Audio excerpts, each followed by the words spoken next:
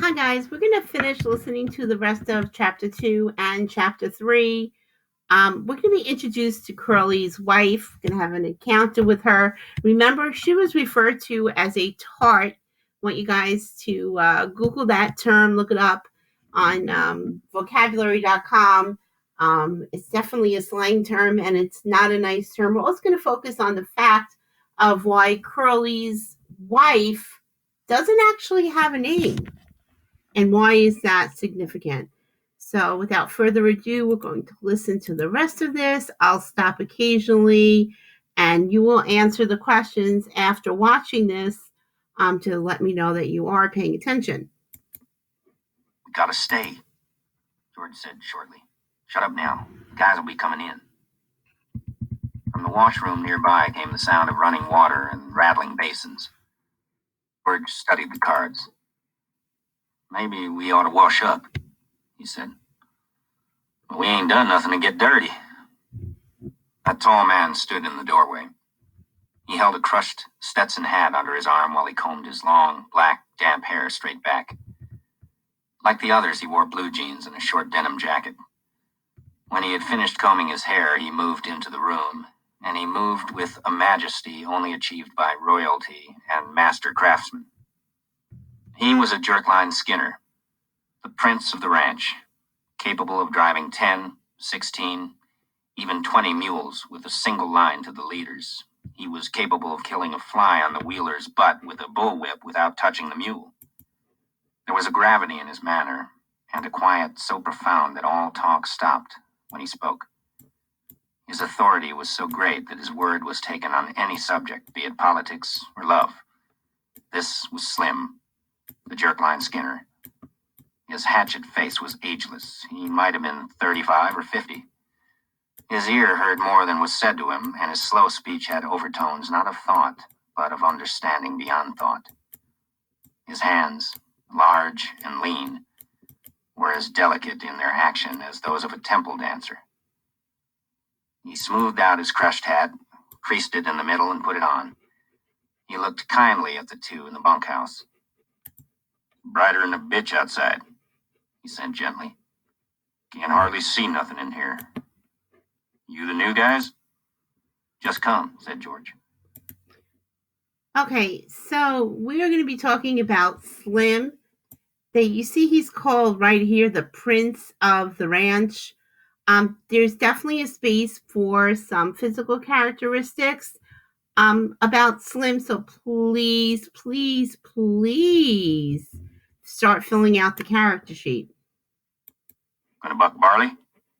That's what the boss says. Slim sat down on a box across the table from George. He studied the solitaire hand that was upside down to him. Hope you get on my team, he said. His voice was very gentle. I got a pair of punks on my team that don't know a barley bag from a blue ball. You guys ever bucked any barley? Hell yes, said George. I ain't nothing to scream about.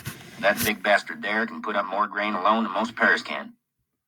Lenny, who had been following the conversation back and forth with his eyes, smiled complacently at the compliment. Slim looked approvingly at George for having given the compliment. He leaned over the table and snapped the corner of a loose card. You guys travel around together? His tone was friendly. It invited confidence without demanding it. Sure, said George. We kind of look after each other. He indicated Lenny with his thumb. He ain't bright. Hell of a good worker, though. Hell of a nice fella, but he ain't bright. I knew him for a long time. Slim looked through George and beyond him. Ain't many guys travel around together, he mused. I don't know why.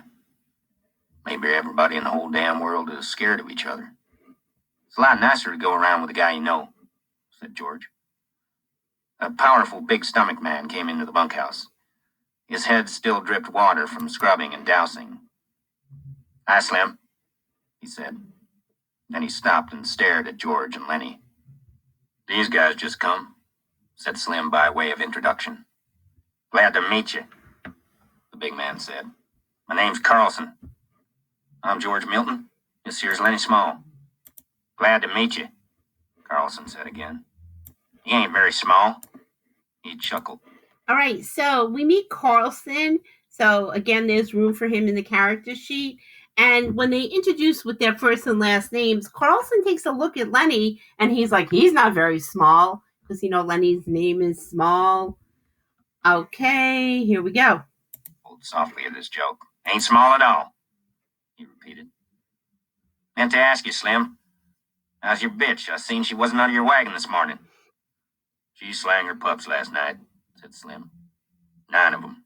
I drowned 4 of 'em right off. She couldn't feed that many. Got 5 left, huh? Yep, 5. I kept the biggest. What kind of dogs you think they're gonna be? I don't know, said Slim. Some kind of shepherds, I guess. That's the most kind I seen around here when she was in heat. Carlson went on. Got 5 pups, huh? Gonna keep all of 'em? I don't know. Have to keep 'em a while so they can drink Lulu's milk. Carlson said thoughtfully. Well, looky here, Slim. I've been thinking. That dog at Candy's is so goddamn old, can't hardly walk. Stinks like hell, too. Every time he comes in the bunkhouse, I can smell him for 2-3 days. Why don't you get Candy to shoot his old dog and give him one of them pups to raise up? Can smell that dog a mile away. Got no teeth, damn near blind, can't eat. Candy feeds him milk. He can't chew nothing else. George had been staring intently at Slim. Suddenly a triangle began to ring outside, slowly at first, and then faster and faster until the beat of it disappeared into one ringing sound. It stopped as suddenly as it had started. There she goes, said Carlson. Outside there was a burst of voices as a group of men went by. Slim stood up slowly and with dignity. You guys better come while there's still something to eat. Won't be nothing left in a couple of minutes. Carlson stepped back to let Slim precede him, and then the 2 men went out the door. Lenny was watching George excitedly. George rumpled his cards into a messy pile. Yeah, said George. I heard him, Lenny. I'll ask him. A brown and white one, Lenny cried excitedly. Come on, let's get dinner. I don't know whether he got a brown and white one. Lenny didn't move from his bunk. You ask him right away, George, so he won't kill no more of 'em. Sure, come on now, get up on your feet. Lenny rolled off his bunk and stood up, and the 2 of them started for the door. Just as they reached it, Curly bounced in. You seen a girl around here? He demanded angrily. George said coldly. About a half hour ago, maybe. What the hell was she doing? George stood still, watching the angry little man. He said insultingly, She said she was looking for you. Curly seemed really to see George for the first time. His eyes flashed over George, took in his height, measured his reach, looked at his trim middle. Well, which way did she go? He demanded at last. I don't know, said George. I didn't watch her go. Curly scowled at him and, turning, hurried out the door. George said, You know, Lenny, I'm scared I'm gonna tangle with that bastard myself. I hate his guts. Jesus Christ, come on, there won't be a damn thing left to eat. They went out the door. The sunshine lay in a thin line under the window. From a distance, there could be heard a rattle of dishes. After a moment, the ancient dog walked lamely in through the open door. He gazed about with mild, half-blind eyes. He sniffed, and lay down and put his head between his paws. Curly popped into the doorway again and stood looking into the room. The dog raised his head, but when Curly jerked out, the grizzled head sank to the floor again. Chapter Although 3. there was evening brightness showing through the windows of the bunkhouse, inside it was dusk. Through the open door came the thuds and occasional clangs of a horseshoe game, and now and then the sound of voices raised in approval or derision. Slim and George came into the darkening bunkhouse together. Slim reached up over the card table and turned on the tin-shaded electric light. Instantly, the table was brilliant with light, and the cone of the shade threw its brightness straight downward, leaving the corners of the bunkhouse still in dusk. Slim sat down on a box, and George took his place opposite. It wasn't nothing, said Slim. I would have had to drown most of them anyways. No need to thank me about that. George said, It wasn't much to you, maybe, but it was a hell of a lot to him. Jesus Christ, I don't know how we're going to get him to sleep in here. You want to sleep right out in the barn with him. We'll have trouble keeping him from getting right in the box with them pups. Wasn't nothing, Slim repeated. Say, you sure was right about him. Maybe he ain't bright, but I never seen such a worker. He damn near killed his partner bucking barley. There ain't nobody can keep up with him. God almighty, I never seen such a strong guy. George spoke proudly. Just tell Lenny what to do and he'll do it if it don't take no figuring. He can't think of nothing to do himself, but he sure can take orders. There was a clang of horseshoe on iron stake outside and a little cheer of voices. Slim moved back slightly so the light was not on his face. Funny how you and him string along together. It was Slim's calm invitation to confidence. What's funny about it? George demanded defensively. Oh, I don't know. Hardly none of the guys ever traveled together. I hardly never seen two guys travel together. You know how hands are. They just come in, get their bunk, work a month, and then they quit and go out alone. Never seem to give a damn about nobody. Just seems kind of funny, a cuckoo like him and a smart little guy like you traveling together. He ain't no cuckoo, said George. He's dumb as hell, but he ain't crazy. I ain't so bright neither. I wouldn't be bucking barley for my 50 and found. If I was bright, if I was even a little bit smart, have my own little place, I'd be bringing in my own crops instead of doing all the work and not getting what comes up out of the ground. George fell silent. He wanted to talk. Slim neither encouraged nor discouraged him. He just sat back quiet and receptive. It ain't so funny, him and me going around together, George said at last. Him and me is both born in Auburn. I knowed his Aunt Clara. She took him when he was a baby and raised him up. When his Aunt Clara died, Lenny'd just come along with me out working. Got kind of used to each other after a little while. Said Slim. So this is kind of strange that they're having a conversation like that's so intensely personal. Slim is really the nice guy who's going to listen, and George is confiding in him, and he's going to tell him the backstory. So I really hope you're listening to this part because there's going to be some more questions. George looked over at Slim and saw the calm, godlike eyes fastened on him. Funny, said George. I used to have a hell of a lot of fun with him. Used to play jokes on him because he's too dumb to take care of himself. But he was too dumb even to know he had a joke played on him. I had fun. Made me seem goddamn smart alongside him. Why, he'd do any damn thing I told him. If I told him to walk over a cliff, over he'd go. It wasn't so damn much fun after a while. He never got mad about it, neither. I've beat the hell out of him, and he could bust every bone in my body just with his hands, but he never lifted a finger against me. George's voice was taking on the tone of confession. Tell you what made me stop that. One day, a bunch of guys was standing around up on the Sacramento River. I was feeling pretty smart. I turns to Lenny and I says, "Jump in." And he jumps. Couldn't swim a stroke. He damn near drowned before we could get to him. He was so damn nice to me for pulling him out. Clean forgot I told him to jump in. Well, I ain't done nothing like that no more. He's a nice fella, said Slim. A guy don't need no sense to be a nice fella. Seems to me sometimes it just works the other way around. Take a real smart guy, he ain't hardly ever a nice fella.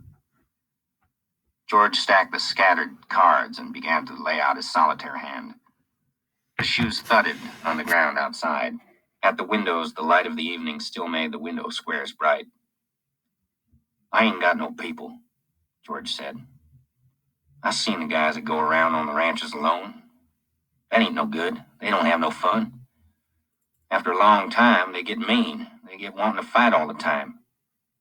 Yeah, they get mean, Slim agreed. They get so they don't want to talk to nobody. Of course, Lenny's a goddamn nuisance most of the time, said George. But you get used to going around with a guy and you can't get rid of him. He ain't mean, said Slim. I can see Lenny ain't a bit mean. Of course he ain't mean. But he gets in trouble all the time because he's so goddamn dumb. Like what happened in Weed. He stopped.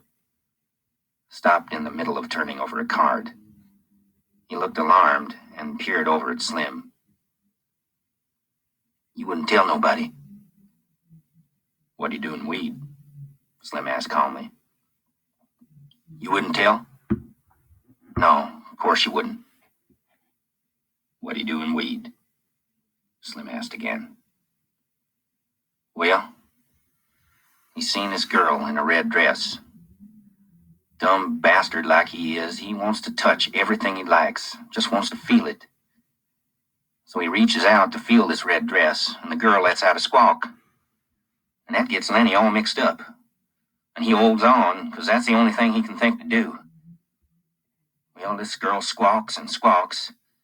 I was just a little bit off, and I heard all the yelling, so I come running. By that time, Lenny's so scared all he can think to do is just hold on. I socked him over the head with a fence picket to make him let go. He was so scared, and he couldn't let go of that dress. He's so goddamn strong, you know. Slim's eyes were level and unwinking. He nodded very slowly. So what happens? George carefully built his line of solitaire cards. Well, that girl rabbits in and tells the law she'd been raped. The guys in Weeds start a party out to lynch Lenny. So we sit in the irrigation ditch underwater all the rest of that day.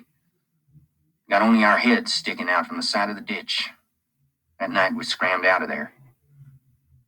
Slim sat in silence for a moment. Didn't hurt the girl none, huh? He finally asked. Hell no, he just scared her.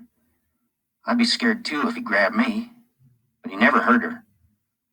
He just wanted to touch that dress, like he wants to pet them pups all the time. He ain't mean, said Slim. I can tell a mean guy a mile off. Of course he ain't, and he'll do any damn thing Lenny came in through the door. He wore his blue denim coat over his shoulders like a cape, and walked hunched way over. Hi, Lenny, said George. How do you like your pup now? Lenny said breathlessly. He's brown and white like I wanted. He went directly to his bunk and lay down and turned his face to the wall and drew up his knees. George put down his cards very deliberately.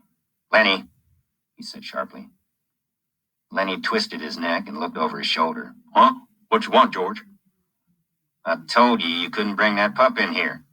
What pup, George? I ain't got no pup. George went quickly to him, grabbed him by the shoulder and pulled him over. He reached down and picked the tiny puppy from where Lenny had been concealing it, against his stomach. Lenny sat up quickly. Give him to me, George, George said. You get right up and take this pup back to the nest. Just got with his mother. Kill him. Born last night, and you take him out of the nest. You take him back, or I'll tell Slim not to let you have him. Lenny held out his hands pleadingly. Give him to me, George. I'll take him back. I didn't mean no harm, George. Honest, I didn't. I just wanted to pet him a little. George handed the pup to him. All right. You get him back there quick, and don't you take him out no more.